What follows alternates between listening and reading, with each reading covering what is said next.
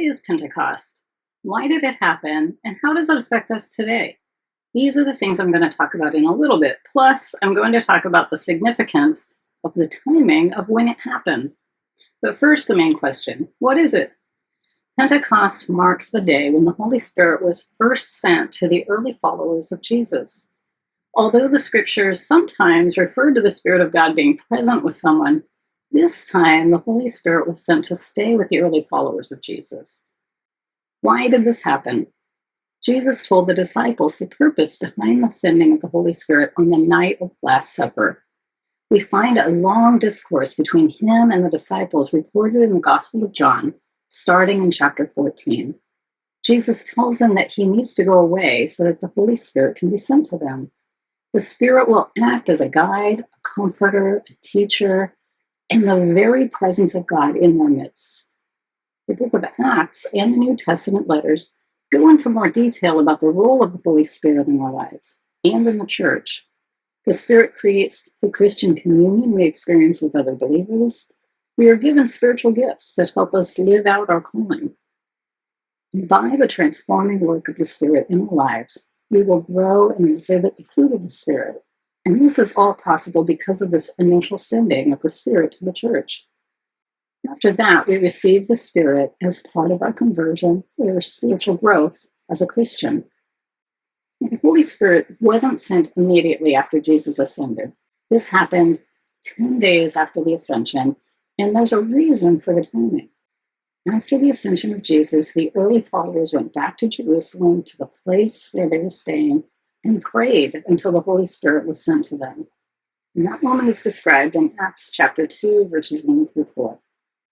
When the day of Pentecost came, they were all together in one place, and suddenly a sound like the blowing of a violent wind came from heaven and filled the whole house where they were sitting.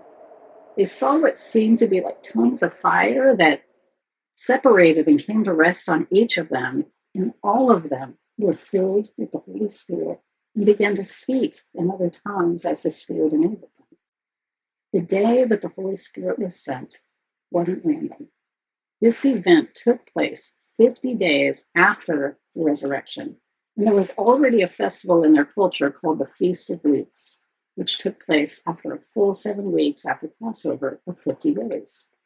People would travel to Jerusalem for this festival, and when the early church was filled with the Holy Spirit, they went outside, and Peter started to preach a sermon declaring what Jesus had done. There were people in town from all over the region, and the book of Acts tells us that 3,000 people heard and believed Peter's message that day. And you can find Peter's message in the book of Acts, chapter 2, verses 14 through 41. Now, this timing allowed for many more people to witness this miracle and to hear Peter's sermon who wouldn't otherwise have been in the area. Then, when they returned to their homes, it's likely that their witness also helped spread the good news, although these accounts aren't captured in the writings that we have. So, what does this day of Pentecost mean for us? There are so many reasons why this new beginning is good news for us today. I probably can't even cover them all. The sending of the Spirit empowers us to live the Christian life, enables us to be transformed in thoughts and interactions, and comforts and guides us in our time of need, unifies the church into a new body, a new family, and the Spirit gives us the ability to fulfill our calling, and the Spirit prays for us, even when we don't know how to pray for ourselves. So what does this look like today? Different Christian groups hold different views on when a Christian receives the Holy Spirit and whether or not miraculous events will happen at that moment. I'll leave those specific beliefs for you to investigate within your own church context. I do believe that all Christians have access to the Holy Spirit, whether that relationship is something that you can sense outwardly or not. The indwelling of the Holy Spirit is how God is present with us, how God comforts us and guides us. And this may happen through mystical experiences, and it can also happen through our worship services and our own Bible reading and our prayer time. These experiences are different for different people, and that's okay.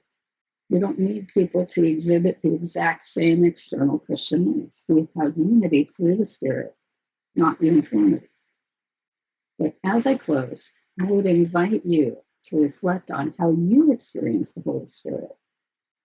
Think about and pray about how you receive God's comfort, instruction, and transformation in your spiritual growth. Thanks for watching.